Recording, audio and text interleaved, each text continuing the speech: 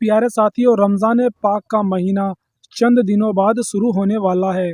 पहले रमज़ान का महीना सर्दियों में आया करता था, लेकिन अब ये महीना भीषण गर्मियों में आने लगा है।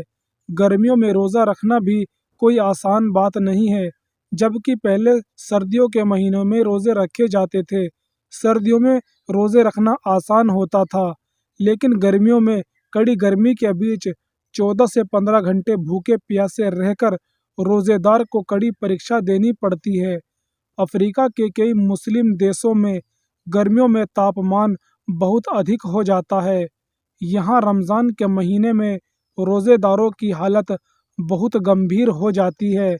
अब सवाल यह उठता है कि सर्दियों के मौसम में आने वाले रमज़ान गर्मियों में क्यों आते हैं।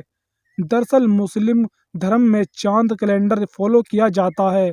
इस कैलेंडर में चांद दिखाई देने के अनुसार तिथि तय की जाती है कि रमज़ान कौन सी तारीख के होंगे। इस कैलेंडर में 12 महीने लगभग 354 दिन के होते हैं, यानी कि कैलेंडर 365 दिनों की तुलना में 11 दिन कम होता है। यही कारण है कि इस्लामिक चांद कैलेंडर के अनुसार लगभग हर साल 11 दिन पीछे चला जाता है। तो इससे साफ जाहिर होता है कि रमज़ान के महीने का पहला दिन जो इस्लामिक कैलेंडर के 9वां महीना लगभग हर साल 11 दिन पीछे चला जाता है। यही कारण है कि सर्दियों में पड़ने वाले रमज़ान अब गर्मियों में होते हैं। रोज़ा रखने वाले तड़के में सूरज के निकलने से पहले जो कुछ भी खाना पीना है वो कर सकते हैं। इसके बाद पूरे दिन ना तो कुछ खाना है ना ही कुछ पीना है। पीना मतलब सिगरेट बीड़ी का धुआं भी नहीं। न बीवी शौहर आपस में एक साथ हम बिस्तरी कर सकते हैं। खाने पीने के बारे में समझिए, अगर रोज़ा है तो मुंह का थूक भी अंदर नहीं ले सकते, यानी संतरे को देखकर मुंह में पानी आ जाए वो भी गलत माना जाता है। ये वो महीना है जब मुस्लिम किसी भी जलने चुगली करने वो किसी से आपस में किना बुग़्ज़ रखने से परहेज़ रखते हैं। पूरी तरह से एक दूसरे को संयम रखने की पूरी कोशिश करते हैं। शाम को सूरज छिपता है, खाने पीने के इंतज़ाम सवेरा से ही होने लगते हैं। चाट पकौड़ियाँ, तरह तरह के लजीज खाने शाम को अलग दस्तरखान पर सजाए जाते हैं।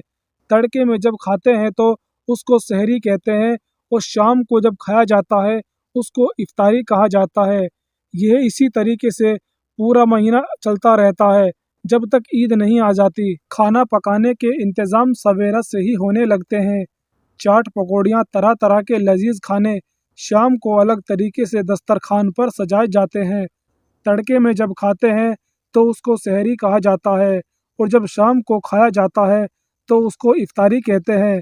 प्यारे साथियों, आपको बता दें, मार्च अप्रैल मई के महीने में जब रमज़ान आते हैं, रोज़ा रखना रोज़ेदार के लिए और भी मुश्किल हो जाता है, क्योंकि सूरज अपनी तपिश से ज़मीन को भी सोला बनाने की चाहत रखता है, और रोज़ेदार अपनी पानी की कमी को पूरा भी नहीं कर सकता।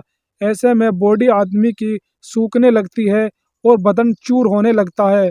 सुबह में सहरी के लिए जल्दी उठना पड़ता है, नमाज पढ़नी पड़ती है, कुरान की तिलावत करनी पड़ती है।